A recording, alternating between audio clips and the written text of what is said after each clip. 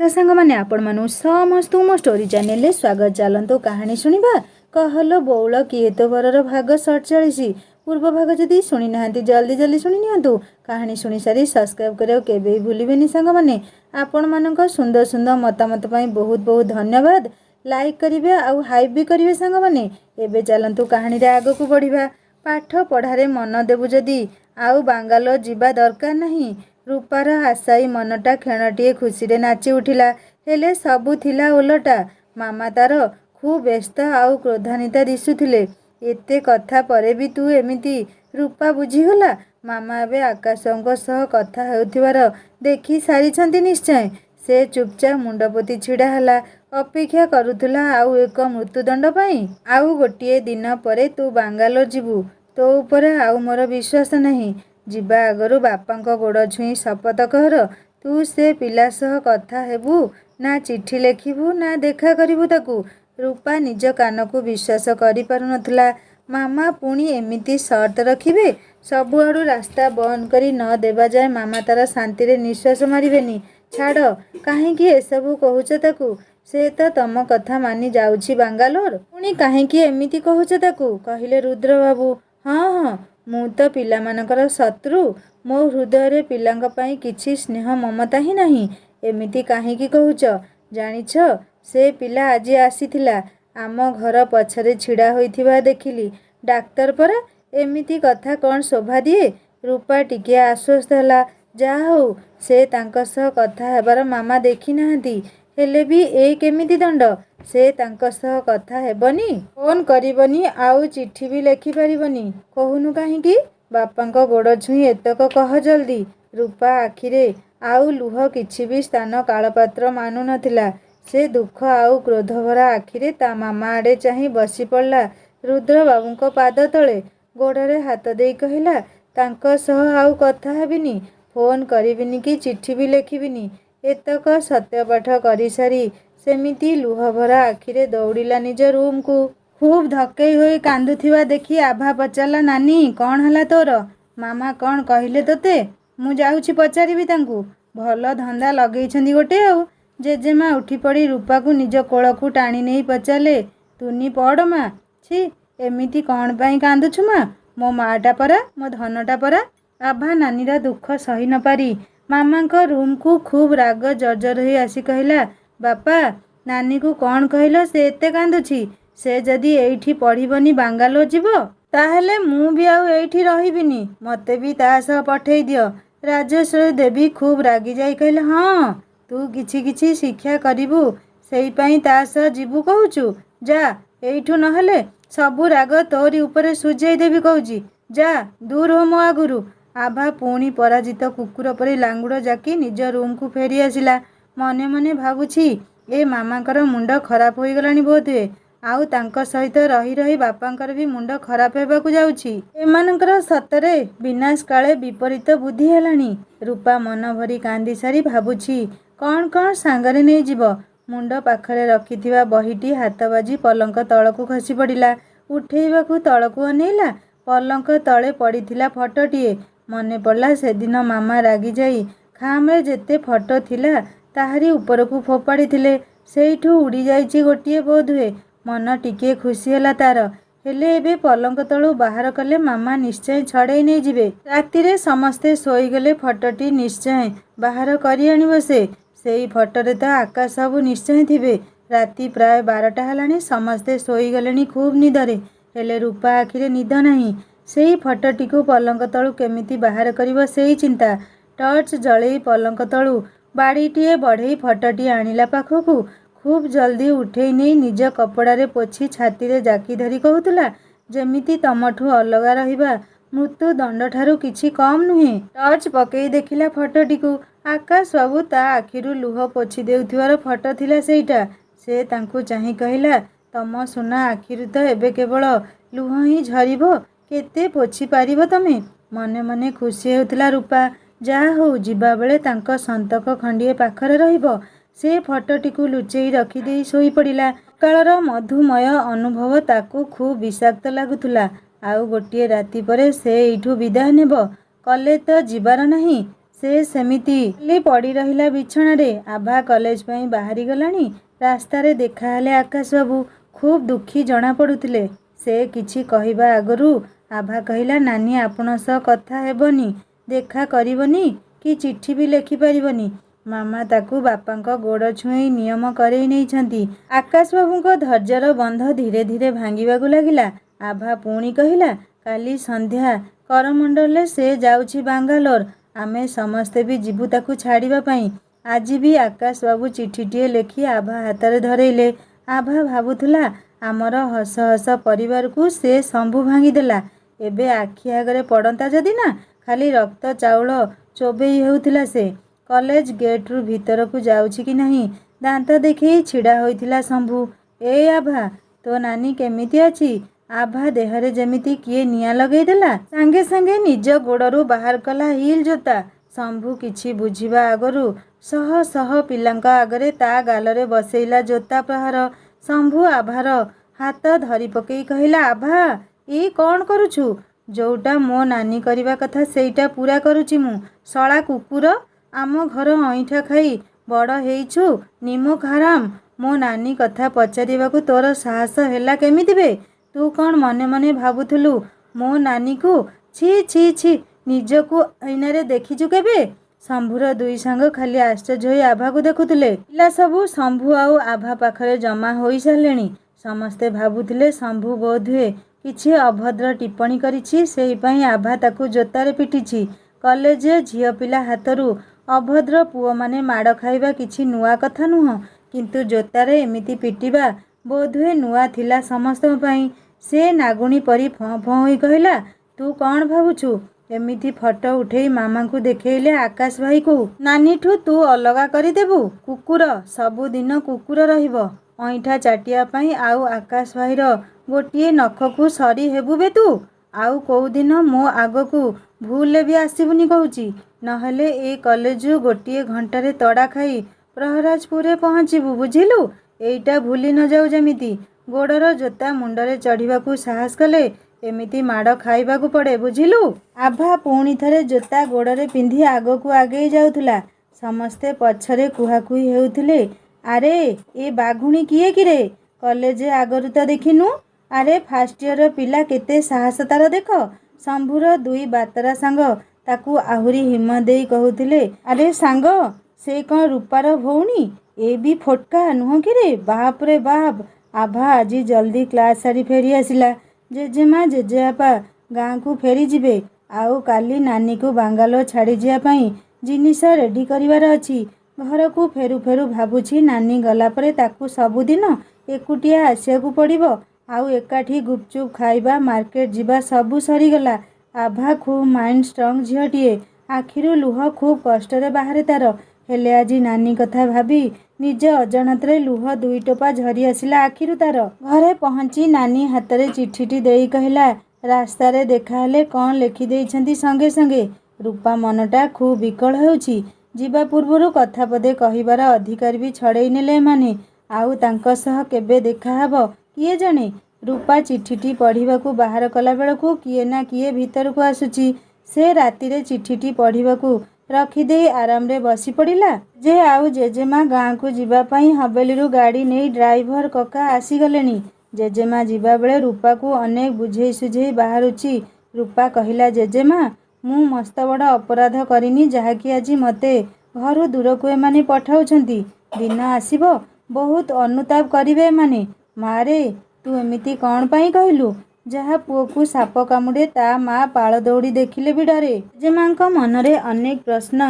रूपा कौन मिनी परी? ना ना सेमिति किछि हेबनी। से रूपा को बहुत आशीर्वाद देई लुह छल छल आखिरे गाड़ी रे बसिले। रूपा जेजे को प्रणाम करी से कौन कहउचंती न शुणी घर भीतर को दौड़ी पळे आसिला। जेजेमा गला परे जेमिति गोटिए भयंकर शून्यता ताकू खाई गोड़ेइला। आभा छड़ा ए घरे से आउ काहा सह कथा होउनी। रातिरे बांगालोर जीवा पई जिनिस पत्र प्याक चलीछि। रूपा कौन नेब कौन नहीं आभा सबू जोगेई देउथाए। रूपा सबू बहीपत्र सहित खूब सावधाने आकाश बाबूंक सबू स्मृति गोटेई नेउथाए। पाउंजी पटक बाहर करी पाखरे रखिला। आर पटक तो तांको पाखरे। आकाश बाबूंक ठारू निद ଯେମିତି ରାଗିଯାଇ ଖୁବ୍ ଦୂରକୁ ଚାଲି ଯାଇଛି ଆଜି। ଏଇ ରାତି ପରେ ତାଙ୍କ ପ୍ରିୟତମା ଏଇ ସହର ଛାଡ଼ି ପରଦେଶୀ ହୋଇଯିବ। ଦୂରକୁ ଚାଲିଯିବ ସେ। ଏଇଠିକାର ପବନରେ ଆଉ ତାଙ୍କ ପ୍ରିୟତମାର ବାସ୍ନା ବାସିବନି କି ଏଠିକାର ମେଘରେ ତାଙ୍କ ସୁନାର ଅଭିମାନ ଅଶ୍ରୁ ମିଶି ଝରିବନି। ଆଉ ତାଙ୍କ ଗାଁ ମୁଣ୍ଡ କଦମ୍ବ ଗଛରେ ଆଉ ସେଇ ପ୍ରୀତିର କଦମ୍ବ ଫୁଟିବନି। ସବୁ କିଛି ନୀରସ ଆଉ ବେରଙ୍ଗ ହୋଇଯିବ। ସେଇ ପାଉଁଜି ପଟକ ବାହାର କରି ଦେଖୁ ଦେଖୁ ଆଖି ତାଙ୍କର ଭିଜି ଭିଜି ଆସୁଥିଲା। ସେ ଭାବୁଥିଲେ ଏମିତି ପରୀକ୍ଷା କାହିଁକି ଦେବାକୁ ପଡ଼େ, ଯୋଉ ପରୀକ୍ଷା ବହୁତ କଠିନ। ରୂପା ଆକାଶ ବାବୁଙ୍କ ଚିଠି ପଢ଼ିବାକୁ ଦିନସାରା ସୁଯୋଗ ପାଇନି, ବାହାର କଲା ଏବେ ପଢ଼ିବା ପାଇଁ। ସୁନା, ସବୁ ଶୁଣିଲି। ଦେଖ, ତମ ପାଇଁ ସିନା ଲକ୍ଷ୍ମଣ ରେଖା, ମୋ ସହ କଥା ହେବନି ବୋଲି, ଦେଖା କରିବନି କି ଚିଠି ବି ଲେଖିବନି, ହେଲେ ସେ ସବୁ ମୋ ପାଇଁ ନୁହଁ। ମୁଁ ତମ ସହ କଥା ହେବି, ଫୋନ୍ କରିବି, ଚିଠି ଲେଖିବି, ଆଉ ଦେଖା କରିବାକୁ ବି ଆସିବି। ମନ ଦୁଃଖ ଜମା ବି କରନି। ସମୟ ଅନୁସାରେ ସବୁ ଠିକ୍ ହୋଇଯିବ। ଆଖିରୁ ଏବେ ଲୁହ ପୋଛ। ଏମିତି ଛୋଟ ପିଲାଙ୍କ ପରି କାନ୍ଦନ୍ତିନି। ନିଜ ଯତ୍ନ ନେବ, ମନ ଦେଇ ପଢ଼ାପଢ଼ି କରିବ। ଇତି ତମର ଆକାଶ। ରୂପା ନିଜ ଅଜାଣତରେ କାନ୍ଦୁଛି ବୋଲି ଜାଣିନି। ଚିଠିରେ କାନ୍ଦିବା କଥା ପଢ଼ିସାରି ଆଖିରେ ହାତ ମାରିଲା। ହଁ, ଆଖିରେ ଲୁହ ଭରି ସାରିଲାଣି। ସେ ଲୁହ ପୋଛିଲା। ଚିଠି ପୁଣି ଠିକଣା ଜାଗାରେ ଲୁଚେଇ ରଖିଦେଇ ଶୋଇବାକୁ ବିଛଣାରେ ଗଡ଼ି ପଡ଼ିଲା। ଆଜି କାହିଁକି ପୁରୁଣା ଦିନ, ପୁରୁଣା ସ୍ମୃତି ସବୁ ଆଖି ଆଗରେ ଚଳଚ୍ଚିତ୍ର ପରି ଭାସି ଯାଉଛି। ଆକାଶବାବୁଙ୍କ ସହ ପ୍ରଥମ ସାକ୍ଷାତ, ଚିଲିକା ପିକ୍ନିକ୍, ତାପରେ ସେଇ ବର୍ଷୁକୀ ସନ୍ଧ୍ୟାରେ ତାଙ୍କ ଘର ଆଗରେ ତାଙ୍କ ସହ ପୁଣି ଥରେ ଅପ୍ରତ୍ୟାଶିତ ଭାବେ ଦେଖାହେବା। ତାପରେ କେତେ ସୁଖମୟ ସେଇ ସ୍ମୃତି ସବୁ। ହେଲେ ଏବେ ସବୁ ଧୁ ଧୁ ଖରାରେ ଜଳିଯିବାକୁ ବସିଛି। ଯେମିତିକି ମିନି ପିଉସିର ଜଳି ଯାଇଥିଲା। ସେ ନିଜ ଚିନ୍ତାରୁ ବାହାରି ଘେରାଏ ମିନି ପିଉସି ଆଉ ମାନସ ପିଉସାଙ୍କ ସ୍ମୃତିରେ ବୁଲି ଆସିଲା। ମାନସ ପିଉସା କୋଉଠି ଏବେ? ହରିଦ୍ୱାରରେ। ସେ ଭଲରେ ଥିବେ ନିଶ୍ଚୟ। ଝିଅ ବୋଲି କହୁଥିଲେ ତାକୁ, ସେ କ'ଣ ଭୁଲିଗଲେ ତାକୁ? ନା, ସେ କୋଉଠି କିଛି ଅସୁବିଧାରେ ପଡ଼ିଲେ। ଛାଇ ନିଦ ଧରିଛି କି ନାହିଁ, କିଛି ଅଶୁଭ ସ୍ୱପ୍ନ ଆଖି ଆଗରେ ନାଚି ଯାଉଛି। ଆକାଶବାବୁ ତା'ଠାରୁ ଦୂରକୁ ଚାଲି ଯାଉଛନ୍ତି। ସେ ଦୌଡ଼ିଛି ତାଙ୍କ ପଛରେ। ଅଚାନକ ବିରାଟ ଖାଇ ଭିତରେ ଦୁହେଁ ଖସି ପଡ଼ୁଛନ୍ତି। ରୂପା ଚିଲେଇ ଉଠିଲା, ଏଇ ନାନୀ, କ'ଣ ହେଲା ତୋର? ଖରାପ ସ୍ୱପ୍ନ ଦେଖିଲୁ କି? ଯାହା ଜୀବନରେ ଖୋଲା ଆଖିରେ ଦୁଃସ୍ୱପ୍ନ ଠାରୁ ଖରାପ ସମୟ ଚାଲିଛି, ଆଉ ତା ଆଗରେ ଏ ସ୍ୱପ୍ନ କ'ଣ? ନାନୀ, ଆଜି ସେ ଶମ୍ଭୁକୁ ମୁଁ ଜୋତାରେ ପିଟିଛି। ଆଉ ତତେ ବାଙ୍ଗାଲୋରରେ ଛାଡ଼ି ଆସିଲା ପରେ ତାକୁ କଲେଜରୁ ବାହାର କରି ସେଇ ଗାଁକୁ କେମିତି ପଠେଇବାର ବ୍ୟବସ୍ଥା କରୁଛି ତୁ ଶୁଣିବୁ। ରୂପା ଆଶ୍ଚର୍ଯ୍ୟ ହୋଇ ଆଭାଉ କହିଲା, କାହିଁ ସେ କୁକୁର ସହ ଲାଗୁଛୁ? ତାକୁ ମାରିଲେ ଆଉ କ'ଣ ମୋ ଦଣ୍ଡ କମ୍ ହୋଇଯିବ? ତା ଛଡ଼ା ରଘୁ କାକା କେତେ ଆଶା କରି ତାକୁ ପଢ଼ିବାକୁ ପଠେଇଛନ୍ତି ଏଠାକୁ। ବିଚରା କାକା କାକୀ କେତେ କଷ୍ଟ ପାଇବେ। ତୁ ଆଉ ତାକୁ କିଛି କହିବୁନି।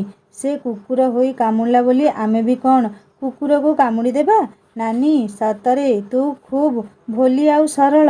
ତୋର ଏଇ ସରଳ ପଣିଆର ସୁଯୋଗ ନେଇ ସେ ଏମିତି କରିବାକୁ ସାହସ କଲା। ଅନେକ ରାତି ଯାଏ ଦୁଇ ଭଉଣୀ ନିଜର ସୁଖ ଦୁଃଖ ହୋଇ ଶୋଇବାକୁ ଚେଷ୍ଟା କରୁଥିଲେ। ନିଦ ଯେମିତି ଆଖିରୁ ସମ୍ପୂର୍ଣ୍ଣ ଚାଲି ଯାଇଛି ରୂପାର। ସେ ନିଜକୁ ନିଜେ ପ୍ରଶ୍ନଟିଏ ପଚାରି ଉତ୍ତର ପାଉନଥିଲା। ସେ କ'ଣ ଆକାଶବାବୁଙ୍କୁ ଭଲ ପାଇ ଭୁଲ କରିଛି? ସକାଳଟା ବିଚ୍ଛେଦର ସମ୍ବାଦ ନେଇ ଆସି ସାରିଲାଣି। ଆଉ କେଇ ଘଣ୍ଟା ପରେ ସେ ବାରିପଦା ଛାଡ଼ି ଆକାଶବାବୁଙ୍କ ପାଖରୁ ଦୂରେଇ ଯିବ। ଛାତିଟା ଖୁବ୍ ଜୋରରେ ଧଡ଼ ଧଡ଼ ହେଉଥିଲା। ରାଜେଶ୍ୱରୀ ଦେବୀ ଖୁବ୍ ନରମ ଗଳାରେ ପଚାରିଲେ, ରୂପା, ସବୁ ଜିନିଷ ପ୍ୟାକ୍ କଲୁ ମା? ଯାହା ଯାହା ନେବା କଥା, ବହିପତ୍ର କିଛି ବାକି ନାହିଁ ତ? ରୂପା ହୁଁ କି ହାଁ କିଛି ଜବାବ ଦେଲାନି। ତାକୁ ତା ମା ବାପା କାହାରି ସହିତ କଥା ହେବାକୁ ଇଚ୍ଛା ହେଉନି। ରାଜେଶ୍ୱରୀ ଦେବୀ ପୁଣି ଥରେ ପଚାରିଲେ। ସେ କିଛି ଉତ୍ତର ନ ଦେଇ ପୁଣି ଥରେ ବିଛଣାରେ ଗଡ଼ି ପଡ଼ିଲା। ଦେହ ଅପେକ୍ଷା ମନ ଖୁବ୍ ଅବଶ ଲାଗୁଥିଲା ତାର। ରୂପାର ଆଖି ବାର ବାର ଝରକା ଡେଇଁ ବାହାରେ ଘୂରି ବୁଲୁଛି। ଯିବା ପୂର୍ବରୁ ଶେଷଥର ଆକାଶବାବୁଙ୍କ ଛବି ଚେତନ ମନ ଭିତରେ ଆଙ୍କି ନେବାକୁ ଇଚ୍ଛା। ହେଲେ ସେ ନଥିଲେ। ମନଟା କାହିଁକି ଏତେ ଆଶାୟୀ ହେଉଛି? ସେ ତ ତାଙ୍କୁ ଏଇଠି ଛାଡ଼ି ଦୂରେଇ ଯାଉଛି।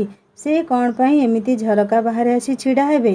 ତଥାପି ତ ନିଜର ସବୁ ସମ୍ମାନକୁ ଛାଡ଼ି ସେ କେତେବାର ତାକୁ ଦେଖିବାକୁ ଏଇ ଝରକା ପାଖକୁ ଧାଇଁ ଆସିଛନ୍ତି। ରୂପା ଲୁହ ଛଳ ଛଳ ଆଖିରେ ଝରକା ଆଡ଼ୁ ମୁହଁ ଫେରେଇଲା। ଦିନଯାକ ସେ ତା ମାମା କି ବାପା କାହା ସହ ପଦଟିଏ ବି କଥା ହେଲାନି। ଠିକ୍ ସମୟରେ ସେମାନେ ଘରୁ ବାହାରିଲେ ବାଲେଶ୍ୱର ଷ୍ଟେସନ ଅଭିମୁଖେ। ଗାଡ଼ିରେ ବସୁ ବସୁ ସେ ଜଗନ୍ନାଥଙ୍କ ମନ୍ଦିର ଆଡ଼େ ଅନେଇ କହୁଥିଲା, ଏମିତି କ'ଣ ପାପ କଲି ଯେ ତମ ପାଖରୁ ଦୂରେଇ ଦେଲ ପ୍ରଭୁ? ଆଜିଠୁ ତମ ସହ ବି କଥା ବନ୍ଦ କଲି। ଚାରିଆଡ଼କୁ ନଜର ବୁଲେଇ ଆଣିଲା ଥରେ ସେ। ବାସ୍, ଆଉ କେଇଟି ମୁହୂର୍ତ୍ତ ପରେ ତାର ପ୍ରିୟର ସହର ଛାଡ଼ି କୋଉ ଅଜ୍ଞାତ ସହରକୁ ଚାଲିଯିବ ରୂପା। ଗାଡ଼ି ଯେତେ ଯେତେ ଆଗେଇ ଚାଲିଥାଏ ବାରିପଦା ସେତେ ସେତେ ପଛରେ ରହିଯାଉଥାଏ। ହେଲେ ସେ କ'ଣ ବାରିପଦାର ସ୍ମୃତିକୁ ପଛରେ ଛାଡ଼ି ଯାଇପାରିବ? ଏଇ ମଧୁମୟ ସ୍ମୃତି ସବୁ ତା ସହିତ ଜବରଦସ୍ତି ଧାଇଁଥିଲେ। ଆଖିରୁ ଲୁହଧାର ପୋଛି ଚାଲିଥିଲା ସମସ୍ତଙ୍କ ଆଢ଼ୁଆଳରେ ରୂପା। ଦିନ 4ଟା ସୁଦ୍ଧା ସେମାନେ ବାଲେଶ୍ୱର ଷ୍ଟେସନରେ ପହଞ୍ଚି ଯାଇଥିଲେ। ୱେଟିଂ ରୁମ୍ରେ ରୂପା ବସିଥିଲା ନିର୍ଲିପ୍ତ ଭାବରେ। ରୁଦ୍ରବାବୁ କ'ଣ ପଚାରିଲେ ବି ଉତ୍ତର ଦେବାକୁ ତାକୁ ଇଚ୍ଛା ହେଉନଥାଏ। ରାଜେଶ୍ୱରୀ ଦେବୀଙ୍କ ମନ ଖୁବ୍ ଆଉଟୁ ପାଉଟୁ ହେଉଛି ରୂପା ସହ କଥା ହେବାକୁ। ସକାଳଠାରୁ ତାଙ୍କ ସହ ଝିଅ ପଦୁଟିଏ କଥା ହୋଇନି। ସେ ମନେ ମନେ ଖୁବ୍ ଦୁଃଖରେ ଭାଙ୍ଗି ପଡ଼ୁଛନ୍ତି। ହେଲେ ଉପରେ ଟାଣପଣ ଦେଖେଇ ହେବାକୁ ଏମିତି ଅଭିନୟ ଖାଲି କରୁଛନ୍ତି ଯେମିତିକି କିଛି ହୋଇନି। ଠିକ୍ ସମୟରେ ଟ୍ରେନ୍ ଆସିବାର ପ୍ରଚାର ମାଇକ୍ରୁ ଭାସି ଆସୁଛି। ଟ୍ରେନ୍ ପାଇଁ ୱେଟିଂ ରୁମ୍ ଛାଡ଼ି ସମସ୍ତେ ଉଠିଲେ ବାହାରକୁ ଆସିବା ପାଇଁ।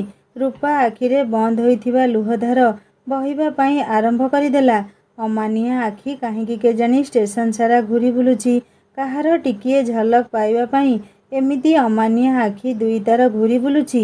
ଟ୍ରେନ୍ରେ ଚଢ଼ୁ ଚଢ଼ୁ ରୂପାର ଅମାନିଆ ମନ କହୁଛି, ଥରଟିଏ ଆସି ନଥାନ୍ତା ଏଇଠିକୁ।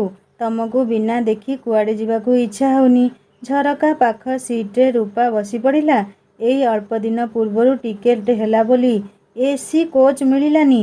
ସ୍ଲିପର କୋଚ୍ରେ ରିଜର୍ଭେସନ୍ ହୋଇଛି। ରୂପା ଝରକା ଦେଇ ବାହାରକୁ ଅନେଇଛି। ଅନେକ ଅଚିହ୍ନା ମୁହଁ ଭିତରେ ପରିଚିତ ପ୍ରିୟ ମଣିଷଟିକୁ ଆଖି ଖୋଜୁଛି। ଆଖି ଜକେଇ ଆସିଲା ତାର। ପାଖରେ ଆଭା ବସି ନାନୀର ଦୁଃଖରେ ଦୁଃଖୀ ହେବା ଛଡ଼ା ସେ ବି ଆଉ କ'ଣ କରିପାରିବ?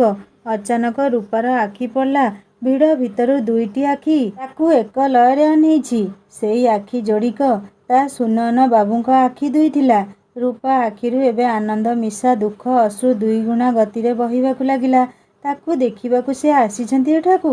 ନିଜର ହସ୍ପିଟାଲ ଡ୍ୟୁଟିକୁ ପଛରେ ପକେଇ ସେ ଆସିଛନ୍ତି। ଟ୍ରେନ୍ ଛାଡ଼ିବ ହେଲାଣି। ରୂପାର ସମସ୍ତ ରୁଦ୍ଧ ଦ୍ୱାର ଯେମିତି ଖୋଲିବାକୁ ଯାଉଛି। ଇଚ୍ଛା ହେଉଥିଲା ଟ୍ରେନ୍ରୁ ଓହ୍ଲେଇ ଦୌଡ଼ି ଯାଆନ୍ତା ଆଉ ତାଙ୍କୁ ଦୁଇ ହାତରେ ଖୁବ୍ ମଜବୁତରେ ଧରି କୁହନ୍ତା, ତମ ବିନା ବଞ୍ଚିବା ଖୁବ୍ କଷ୍ଟ। ତମକୁ ଛାଡ଼ି ରହିବା ମୋ ପାଇଁ ଖୁବ୍ ଅସମ୍ଭବ ଡାକ୍ତର ବାବୁ। ରୂପାର ରୁମାଲ ଭିଜି ସାରିଲାଣି। ସେ ସେଇ ଗହଳି ଭିତରେ ଇସାରାରେ କହିଲେ, ନାଇଁ ସୁନା, ଏମିତି ଯିବାବେଳେ ଲୁହ ଗଡ଼ାନ୍ତିନି। ଆକାଶ ବାବୁ ରୂପାକୁ ସିନା କହିଦେଲେ, ହେଲେ ଅମାନିଆ ଲୁହକୁ କିଏ ବା ଆକଟ କରିପାରିବ? ରୂପା ଦେଖିଲା ତା ସୁନୟନ ବାବୁଙ୍କ ଆଖିରେ ଲୁହ ଝଲକୁଛି। ହୃଦୟଟା ଯେମିତି ଟିକ୍ ଟିକ୍ ଟୁକୁରା ହୋଇଗଲା ତାର। ସେ କହୁଥିଲା, ତମ ଆଖିର ଲୁହ ସବୁଠୁ କଷ୍ଟଦାୟକ ମୋ ପାଇଁ। ସେ ତାଙ୍କୁ ଇସାରାରେ ଏତକ କହି ମଧ୍ୟ ପାରିବ ନାହିଁ। ସେ ଅନେଇଲା ଆଗ ସିଟ୍ରେ ବସିଥିବା ରୁଦ୍ରବାବୁଙ୍କୁ। ନା, ସେ ତା ବାପାଙ୍କ ପାଦ ଛୁଇଁଥିବା ନିୟମକୁ ବି କେବେ ଭାଙ୍ଗି ପାରିବନି। ସେ ପୁଣି ଥରେ ବାହାରକୁ ନଜର ଦୌଡ଼େଇଲା। ଆକାଶ ବାବୁ ନଥିଲେ ସେଠାରେ। କୁଆଡ଼େ ଗଲେ ଏବେ? ଟ୍ରେନ୍ ତ ଛାଡ଼ି ନାହିଁ, କୁଆଡ଼େ ଗଲେ? ଛାତିଟା କାହିଁକି ଖୁବ୍ ବେଗରେ ଧାଇଁଛି। ମନ ଭିତରେ ଖରାପ କଥାଟି ସବୁବେଳେ ଆଗ ବସା ବାନ୍ଧେ। ପୁଣି ମନକୁ ବୁଝେଇଲା ଘରକୁ ଫେରି ଯାଇଥିବେ ବୋଧେ। ସେ କେବେ ବି ସେମିତି କିଛି କରିବେନି। ତା ସୁନୟନ ବାବୁ ଖୁବ୍ ସମଝଦାର। ଏଇ ମୁହୂର୍ତ୍ତରେ ବି ରୂପାର ମନ ଅଭିମାନ କରିବାକୁ ଛାଡ଼ୁନାହିଁ ଏବେ। ଆଉ ଟିକେ ସମୟ ଛିଡ଼ା ହୋଇଥିଲେ କ'ଣ ହୋଇଥାନ୍ତା? ଟ୍ରେନ୍ ଛାଡ଼ିବାର ଘଣ୍ଟି ବାଜି ସାରିଲାଣି। ହଠାତ୍ ସେ ଦେଖିଲା ବିଲ୍କୁଲ୍ ତା ଝରକା ପାଖରେ ଠିଆ ହୋଇଥିଲେ ସେ। ବିଲ୍କୁଲ୍ ତା ଝରକା ପାଖରେ ଏମିତି କିଏ ତାଙ୍କୁ ଯଦି ଦେଖିଦେବ? ରୂପା ଆଖିରେ ଖୁସିର ଝଲକଟିଏ ଚମକି ଉଠିଲା। ମାମା ଦେଖିଲେ କ'ଣ କହିବେ? ହେଲେ ରାଜେଶ୍ୱରୀ ଦେବୀ ଆଉ ରୁଦ୍ରବାବୁ ବ୍ୟାଗ୍ ସୁଟକେସ୍ ଜିନିଷ ସବୁ ସଜାଡ଼ିବାରେ ବ୍ୟସ୍ତ ଥିଲେ। ଟ୍ରେନ୍ ଏବେ ତାର ଗନ୍ତବ୍ୟ ଗତି ଆପଣେଇ ଆଗକୁ ରାକ୍ଷସ ପରି ମାଡ଼ି ଚାଲୁଥିଲା। ଦୁହେଁ ଦୁହିଁଙ୍କୁ ଆଖି ପୂରେଇ ପରସ୍ପରଙ୍କର ବିଦାୟ ଛବି ମନ ଭିତରେ ଆଙ୍କି ସାରିଥିଲେ। ରୂପା ଝରକାରେ ମୁଣ୍ଡ ଦେଇ ପଛକୁ ଆକାଶ ବାବୁଙ୍କୁ ଅନେଇଥିଲା। ସେ ହାତ ହଲେଇ ବିଦାୟ ଦେଉଥିଲେ ରୂପାକୁ। ଆଉ ଇସାରାରେ କହିଲେ, ଆଖିରୁ ଲୁହ ପୋଛ। ଏମିତି ଦୁଃଖୀ ହୋଇ କୁଆଡ଼େ ଦୂରକୁ ଯାଆନ୍ତି ନାହିଁ। ଆଉ କହୁଥିଲେ, ଯେତେ ଦୂରକୁ ତମକୁ ପଠେଇଲେ ବି ମୁଁ ନିଶ୍ଚୟ ଆସିବି। ଏମିତି କୌଣସି ଶକ୍ତି ନାହିଁ ମୋତେ ତମଠାରୁ ଅଲଗା କରିଦେବ। ଖୁସିରେ ରୁହ ସେଇଠି ବାଙ୍ଗାଲୋରରେ। ରୂପା ଆଖିରୁ ଆକାଶ ବାବୁ ବହୁତ ପଛରେ ରହିଗଲେଣି। ତଥାପି ସେ ସେମିତି ଝରକାରେ ମୁଣ୍ଡ ଦେଇ ଅନେଇଛି ପଛକୁ। ସବୁ କିଛି ରହିଗଲା ପଛରେ, ବହୁତ ପଛରେ। ରୂପାକୁ ନେଇ ଚାଲିଗଲା ନିଷ୍ଠୁର ଟ୍ରେନ୍ଟି ଆକାଶ ବାବୁଙ୍କ ଆଖିରୁ ବହୁତ ଆଗକୁ। ସେ ଆଖିର ଲୁହ ଆଉ କୋହ ସବୁକୁ ନିଜ ଭିତରେ ଚାପି ଧରି ଫେରୁଥିଲେ ବାରିପଦା। ଅବଶ ପାଦ, କ୍ଳାନ୍ତ ଅବସାଦଗ୍ରସ୍ତ ମନକୁ ଜୋର କରି ନିଜ ଭିତରକୁ ଫେରେଇ ସେ ଷ୍ଟେସନ ଭିତରୁ ବାହାରକୁ ବାହାରୁଥିଲେ। ବାଇକ୍ ଛୁଟେଇ ଚାଲିଥିଲେ ଅନ୍ୟମନସ୍କ ଭାବରେ। କେତେବେଳେ ବାରିପଦା ପହଞ୍ଚି ସାରିଲେଣି ନିଜକୁ ବି ଜଣା ନାହିଁ। ଆକାଶ ସବୁ ବାରିପଦାରେ ପହଞ୍ଚି ଅନୁଭବ କଲେ ଆଉ କିଛି ମାଦକତା ଯେମିତି ନାହିଁ ଏଇ ତାର ପ୍ରିୟ ସହରରେ। ସବୁ ସୁଖ ସ୍ମୃତି ସହ ମଧୁ ମାଦକତା ବି ରୂପା ଯେମିତି ସାଙ୍ଗରେ ନେଇ ଚାଲିଗଲା। ଆଉ ବଦଳରେ ଛାଡ଼ି ଦେଇଗଲା ବିରହର ନିଆଁ ଦୁଇ ହୁଳା, ଯୋଉଥିରେ କି ସେ କେବଳ ଦିନରାତି ଦଗ୍ଧ ହେବ ସିନା, ହେଲେ ନିସ୍ତାର ପାଇପାରିବନି। ରୂପାର ଲୁହ ଛଳଛଳ ଆଖି ଦୁଇଟି ଏବେ ଆକାଶ ବାବୁଙ୍କୁ ଖୁବ୍ ବ୍ୟସ୍ତ କରୁଛି। ମୋ ସୁନା କେତେ କାନ୍ଦୁଥିଲା ଗଲାବେଳେ। ଏଇ କଥା ଭାବୁ ଭାବୁ ଆଖିରେ ତାଙ୍କର ଲୁହର ବନ୍ୟା ବନ୍ଧ ବାଡ଼ ମାନୁ ନଥିଲା। ଏଇ ବାରିପଦାକୁ କଟକରୁ ଆସିବା ପାଇଁ ରୂପା କେତେ ଜିଦ୍ କରି ତାଙ୍କୁ ଆସିବାକୁ ବାଧ୍ୟ କରିଥିଲା। ହେଲେ ସେ ଆଜି ତାଙ୍କୁ ଛାଡ଼ି ଯିବାକୁ ବାଧ୍ୟ ହେଲା। ସମୟ ସହିତ ବଦଳୁଥିବା ମଣିଷର ଏଇ ପରିସ୍ଥିତିକୁ କିଏ ବା ଅଟକେଇ ପାରିବ? ଚାଲିଗଲା ସେ ଏଇ ସହରରୁ ଦୂରକୁ, ବହୁ ଦୂରକୁ ତାଙ୍କଠାରୁ। ଯୋଉଠି ତାଙ୍କର ସୁନା ନାହିଁ ସେଇଠି ଆଉ କୋଉ ଖୁସି ଅଛି? ସବୁ ଶୂନ୍ୟ ଶୁଷ୍କ ମରୁଭୂମି ପରି। ଆଉ ସେ କେବଳ ଦିନ ତ ଦିନ, ରାତିରେ ବି ଏକ ଅନ୍ଧ ମରୀଚିକା ପଛରେ ଧାଇଁବେ। ସେଇ ଦୋଛକିରେ ମନେ ପଡ଼ିଲା ରୂପାର କଥା। ରାତି ଅଧିକ ହୋଇଗଲେ କବରସ୍ଥାନ ଦେଇ ଯିବାକୁ ବାରଣ କରେ ତା ସୁନା। ଆଜି ରୂପା ସିନା ଏଇଠି ନାହିଁ, ହେଲେ ତା ବିଶ୍ୱାସରେ ବିଶ୍ୱାସ ରଖିବାକୁ ଆକାଶ ବାବୁଙ୍କୁ ଖୁବ୍ ଭଲ ଲାଗେ। ସେ ଲଙ୍ଗ କଟ୍ ନେଇ ଘରେ ପହଞ୍ଚି ଗୋଡ଼ ହାତ ଧୋଇ ଉପରକୁ ନିଜ ରୁମ୍କୁ ଯାଉ ଯାଉ କହିଲେ, ମା, ମୁଁ ଆଜି ଖାଇବିନି। ହସ୍ପିଟାଲ କ୍ୟାଣ୍ଟିନ୍ରୁ ଖାଇ ଆସିଛି। ଯୋଉଟା କି 100ରୁ 100 ମିଛ ଥିଲା।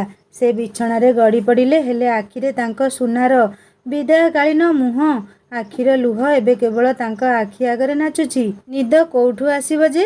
ପାଉଁଜି ପଟକ ବାହାର କରି ଦେଖୁ ଦେଖୁ କହୁଥିଲେ, ଦୁଃଖ କାହିଁକି କରୁଛ ସୁନା? ବିଚ୍ଛେଦ ପରେ ମିଳନର ସୁଖ ଖୁବ୍ ବେଶୀ। ତମେ ବି ଦିନେ ଏମିତି ବିଚ୍ଛେଦ ପରେ ମୋତେ ମିଳିବ ଯେ ସେ ଖୁସିର ଆଉ ସୀମା ନଥିବ। ଏବେ ଟ୍ରେନ୍ କୋଉଠି ପହଞ୍ଚି ସାରିବଣି। ସୁନା ନିଶ୍ଚୟ ଶୋଇ ପଡ଼ିବଣି। ପୁଣି ମନ କହୁଛି, ନାଇଁ, ସେ ବି ତାଙ୍କ ପରି ମିଛରେ ଆଖି ବୁଜି ତାହାରି କଥା ଭାବୁଥିବ। ପୁଣି ଥରେ ଆକାଶଙ୍କ ମା ଆସି ଡାକିଲେ, ଆ ବାପା, କ'ଣ କ୍ୟାଣ୍ଟିନ୍ରେ ଖାଇଛୁ ତୁ? ଆଉ ଟିକେ ଖାଇଦେବୁ। ମୁହଁ ପୂରା ଶୁଖି କଳା କାଠ ପଡ଼ିଗଲାଣି। କେତେ ଡ୍ୟୁଟି ପିଲାଟା କରୁଛି କେଜାଣି? ନାଇଁ ମା, ବହୁତ ଖାଇଛି ମୁଁ। ଆଦୌ ଭୋକ ନାହିଁ। ଆକାଶର ମା କହୁଥିଲେ, ତମେ ସବୁ ପିଲା ବଡ଼ ହୋଇଗଲେ ଆଉ କ'ଣ ଆମ କଥା ଶୁଣିବ? ହଉ, ନ ଖାଇବୁ ଯଦି ଶୋଇପଡ଼ ବାପା। ଅନିଦ୍ରା ରହିଲେ ଆଖି ଯେମିତି ଦିଶେ ସେଇମିତି ଦିଶୁଛି। ରୂପା ସବା ଉପର ବାର୍ଥରେ ଶୋଇପଡ଼ିଲା। ତା ମାମା ବାପା ଖାଇବା ପାଇଁ ଯେତେ ଡାକିଲେ ସେ ଉଠିଲା ନାହିଁ। ସହଯାତ୍ରୀମାନେ କ'ଣ ଭାବିବେ ବୋଲି ରାଜେଶ୍ୱରୀ ଆଉ ବିଶେଷ ବାଧ୍ୟ ନ କରି ସେ ନିଜେ ମଧ୍ୟ ନ ଖାଇ ଶୋଇପଡ଼ିଲେ। ସେ ଭାବୁଥିଲେ, ମାରେ, ତୁ କ'ଣ ଭାବୁଛୁ ମୋ ହୃଦୟ ପଥରରେ ତିଆରି ବୋଲି? ଆମଠାରୁ ଅଲଗା କରି ତତେ ମାମୁଁ ମାଇଁ ପାଖରେ ଛାଡ଼ିବାକୁ ନେଉଛି। ୟାଠାରୁ ଆଉ କି ଦୁଃଖ ଆମ ବାପ ମା ପାଇଁ ହୋଇପାରେ? ମୋ ହୃଦୟର ଟୁକୁରାକୁ ଆଉ କାହା ପାଖରେ, କାହା ଦାୟିତ୍ୱରେ ଛାଡ଼ି ଆସିବି? ମରଣଠୁ ବି କଷ୍ଟଦାୟକ ଆମ ପାଇଁ। ରାଜେଶ୍ୱର ଦେବୀ ସମସ୍ତଙ୍କ ଅଲକ୍ଷ୍ୟରେ ଲୁହ ପୋଛି ଶୋଇବାକୁ ଚେଷ୍ଟା କରୁଥିଲେ। ରୂପା ଆଖିରେ ଆକାଶଙ୍କ ସେଇ ଅଶ୍ରୁସିକ୍ତ ଆଖି ଦୁଇଟି ବାର ବାର ଦେଖାଯାଉଛି। ହୃଦୟ ଫଟା ସେ ଦୃଶ୍ୟ। ସେ ଥିଲା ତା ପାଇଁ। ଏବେ ଅନେକ ଅଶୁଭ ଚିନ୍ତା। ଏତେ ବାଟ ବାଇକ୍ ନେଇ ଯାଇଥିବେ, ଘରେ ପହଞ୍ଚିଲେ କି ନାହିଁ ଜାଣିବାର ବି ଉପାୟ ନାହିଁ। କବରସ୍ଥାନ ଦେଇ ରାତିରେ ଘରକୁ ଫେରି ତ ଗଲେଣି। ନା ନା, ସେ ଯିବେନି, କାରଣ ତାକୁ ସେଇଟା ପସନ୍ଦ ନୁହଁ ବୋଲି ସେ ଭଲ ଭାବରେ ଜାଣନ୍ତି। ଗଳାରେ ପିନ୍ଧିଥିବା ଚେନ୍ ଯୋଉଟା ଆକାଶ ବାବୁ ତାକୁ ତା ଜନ୍ମଦିନରେ ପିନ୍ଧେଇଥିଲେ, ସେଇ ଚେନ୍ର ଲକେଟ୍କୁ ଚାପି ଧରି ଭାବୁଛି, ଏବେ ତମେ ବହୁତ ବହୁତ ମନେ ପଡ଼ୁଛ। ଆଉ ବାଙ୍ଗାଲୋର ଗଲେ କେମିତି ରହିବି ମୁଁ? ପୁଣି ଯେମିତି ଆକାଶ ବାବୁଙ୍କୁ କହୁଛି, ଦେଖ, ତମେ ଆସିବ କହିଛ ବାଙ୍ଗାଲୋର, ନିଶ୍ଚୟ ଆସିବ। ନହେଲେ କଥା ହେବିନି କେବେ। ଆରେ କଥା ହେବିନି କ'ଣ ବୋଲି ଭାବୁଛି? ସେ ସୁଯୋଗ ବି ସେ ହରେଇ ସାରିଛି। ହଉ, ତମେ ଆସିଲେ ତମକୁ ଦେଖିପାରିବି ତ? ସେ ପାଇଁ ସେ କିଛି ନିୟମରେ ବନ୍ଧା ନୁହଁ। ସେ ତାଙ୍କୁ ଆଖି ପୂରେଇ ଦେଖିପାରିବ। ଟ୍ରେନ୍ ଚେନ୍ନାଇରେ ପହଞ୍ଚିଲା। ସେଇଠୁ ପୁଣି ବାଙ୍ଗାଲୋର ପାଇଁ ଅନ୍ୟ ଏକ ଟ୍ରେନ୍ରେ ଯିବାକୁ ପଡ଼ିବ। କାରଣ ଏତେ କମ୍ ସମୟରେ ଡାଇରେକ୍ଟ ଟ୍ରେନ୍ ବାଙ୍ଗାଲୋର ପାଇଁ ମିଳିଲାନି। ଏବେ ପୁଣି 2 ଘଣ୍ଟା ଅପେକ୍ଷା କରିବାକୁ ପଡ଼ିବ। ରୂପା ଆଖି ଏଇ ଅଜଣା ଷ୍ଟେସନରେ ଘୂରି ବୁଲୁଛି। ସେ ଜାଣିଛି, ଯାହାକୁ ଆଖି ଖୋଜୁଛି ସେ ଏଇଠି ମିଳିବେନି। ହେଲେ ଏଇ ମନ ସବୁ ଜାଣି ମଧ୍ୟ କାହିଁକି ଅବୁଝ ହୁଏ କେଜାଣି? ଅଚିନ୍ତନୀୟ କଥା ଚିନ୍ତା କରି ବସେ। ଅଦେଖା ସ୍ୱପ୍ନକୁ ସତ ବୋଲି କହି ସ୍ୱପ୍ନ ଦେଖେ। ସେ ବାଙ୍ଗାଲୋର ପାଇଁ ଟ୍ରେନ୍କୁ ଚଢ଼ିବ। ଆଖି ଆଗରେ ଛିଡ଼ା ହୋଇଥିଲା ଆକାଶ ବାବୁଙ୍କ ସାଙ୍ଗ ଅକ୍ଷୟ। ରୂପାର ଶୁଖିଲା ମୁହଁରେ ହସ ଟିକିଏ ଖେଳିଗଲା। ଭାସି ଯାଉଥିବା ଲୋକ କୁଟାଖିଅକୁ ଆଶ୍ରା କଲା ପରି ରୂପାକୁ ଅକ୍ଷୟ ସେଇ ଆଶ୍ରା ପରି ଲାଗୁଥିଲା। ଅକ୍ଷୟ ବି ରୂପାକୁ ଚେନ୍ନାଇ ଷ୍ଟେସନରେ ଦେଖି ଟିକିଏ ଆଶ୍ଚର୍ଯ୍ୟ ହେଲା। ହଁ, କୁଆଡ଼େ ବୁଲି ଯାଉଥିବେ ନିଶ୍ଚୟ। ହେଲେ ରୂପା ମୁହଁ ଏମିତି କ'ଣ ପାଇଁ ଶୁଖିଯାଇଛି? ଯେମିତିକି ବହୁତ ରାତି ଅନିଦ୍ରା, ଆଉ ଖିଆପିଆ ବି ଠିକ୍ରେ ହେଇନି। ଡାକ୍ତର ଆଖି ଗୋଟିଏ ନଜରରେ ଏସବୁ ସେମାନଙ୍କୁ ଦେଖିଯିବ। ହଁ, ସେ ବିଲକୁଲ କ୍ଳାନ୍ତ, ଅବସନ୍ନ। କ'ଣ ହେଇଛି କେଜାଣି ରୂପାର? ଅକ୍ଷୟବାବୁ ରୂପାକୁ କିଛି ପଚାରିବା ଆଗରୁ ସେ କହିଲା, ଆପଣଙ୍କ ସାଙ୍ଗଠୁ ସବୁ ଶୁଣି ନେବେ। ତାଙ୍କ କଥା ଟିକିଏ ବୁଝୁଥିବେ। ସେ ବହୁତ ଡିଷ୍ଟର୍ବ ଅଛନ୍ତି ଏବେ। ଆସୁଛି, ଭିତରେ ମାମା ଆଉ ବାପା ଅଛନ୍ତି।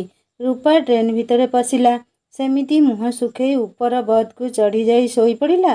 ଆଖି ବନ୍ଦ କଲେ ଆକାଶବାବୁଙ୍କ ଅଶ୍ରୁଳ ଆଖି ଦୁଇଟି ହିଁ ନଜର ଆସୁଛି। ସେ ଆଖିରୁ ଜକେଇ ଆସୁଥିଲା ଲୁହ ପୋଛିଲା। Bangalore majestic station. ନୂଆ ଜାଗା, ଆଉ ଏକ ନୂଆ ବାସ୍ନା। ହେଲେ ଏ ବାସ୍ନାରେ ଯେମିତି କିଛି ତାଜାପଣ ନାହିଁ। ବିଲକୁଲ ଫିକା ଫିକା ବାସ୍ନା। ନିରାସକ୍ତମୟ ରୂପା ପାଇଁ। ଟ୍ରେନ୍ ଠିଆ ହେଲା। ଆସିଗଲା ତା'ର ଲକ୍ଷ୍ୟସ୍ଥଳ। ଆଗରୁ କେତେବାର ମାମୁଁ ମାଇଁ ଡାକିଛନ୍ତି ଏଇଠିକୁ ବୁଲି ଆସିବା ପାଇଁ। ଇଚ୍ଛା ଥାଇ ବି ମାମା କେବେ ଆସିବାକୁ ଦେଇନାହାନ୍ତି। ଆଜି ପରିସ୍ଥିତି ତାକୁ ଏଇଠିକୁ ନେଇ ଆସିଛି। ହେଲେ ସାଥିରେ ଖୁସି ଉଦ୍ଦୀପନା ନାହିଁ। ମନ ଧୀରେ ଧୀରେ ମରିଯାଉଛି। ରଜତ ମାମୁଁ ଗାଡ଼ିରେ ବସି ସମସ୍ତେ ତାଙ୍କ ଘରେ ପହଞ୍ଚିଲେ। ଅଶ୍ୱସ୍ଥ ନଗରର ପସ୍ ଏରିଆରେ ରଜତ ମାମୁଁର ନିଜର ଡୁପ୍ଲେକ୍ସ ଘର। ରୂପାର ରଜତ ମାମୁଁ ଏଇଠି ବାଙ୍ଗାଲୋରରେ ଇଞ୍ଜିନିୟରିଂ ପଢ଼ୁଥିବା ସମୟରେ ଏଇ ଜାଗା ପ୍ରତି ତା'ର ଖୁବ୍ ଦୁର୍ବଳତା ଥିଲା। ଶେଷରେ ଏଇଠି ଜବ୍ ଆଉ ନିଜର ଘର ବି ହୋଇଗଲା। ରୂପା ଦେଖିଲା, ମାଇଁ ଗେଟ୍ ପାଖରେ ଛିଡ଼ା ହୋଇଛନ୍ତି ସେମାନଙ୍କୁ ପାଛୋଟି ନେବା ପାଇଁ। ଯାହା ହଉ ନାନୀ, ଭାଇଙ୍କର ଏତେ ଦିନ ପରେ ପାଦ ପଡ଼ିଲା ଆମ ଘରେ। ହସିଦେଇ କହିଲା ରେଖା। ମାନେ ରୂପା ଏବେ ଆକାଶ ବାବୁଙ୍କଠାରୁ ଏତେ ଦୂରକୁ ଆସିଯାଇଛି ଯେ କ'ଣ ହେବ ଏବେ ରୂପାର ଅବସ୍ଥା, ଆଉ ବାରିପଦାରେ ଆକାଶ ବାବୁଙ୍କ ଅବସ୍ଥା। କାହାଣୀ ଆଗକୁ ବହୁତ ଇଣ୍ଟରେଷ୍ଟିଂ ହେବ। ଦୁଇ ପ୍ରେମ ପକ୍ଷୀକୁ ଅଲଗା କରି ବାପା ମା ଦୁଇ ଜଣଙ୍କର ଖୁସିରେ ରହିବେ। କାହାଣୀ ଶୁଣି ସବସ୍କ୍ରାଇବ୍ କରି ବେଲ୍ ଆଇକନ୍ ନିଶ୍ଚୟ ଦବାଇ ଦେବେ। କେମିତି ଲାଗିଲା କାହାଣୀ କମେଣ୍ଟ କରି ଜଣାଇବେ। ହିନ୍ଦୀ ଷ୍ଟୋରି ଚ୍ୟାନେଲକୁ ଭିଜିଟ୍ କରନ୍ତୁ ସାଙ୍ଗମାନେ। ଲାଇକ୍ କରିବେ, ହାଇପ୍ କରିବେ, ସାଙ୍ଗମାନଙ୍କ ସହିତ ସେୟାର କରିବେ। କାହାଣୀ ମ୍ୟାରେଜ୍ ୱିଥ୍ ଲଭ୍, ବହୁତ ସୁନ୍ଦର ଲଭ୍ ଷ୍ଟୋରିଟିଏ। କାହାଣୀ ଶୁଣି ସାରି ସବସ୍କ୍ରାଇବ୍ କରିବେ। ରହୁଛି, ନମସ୍କାର, ଜୟ ଜଗନ୍ନାଥ।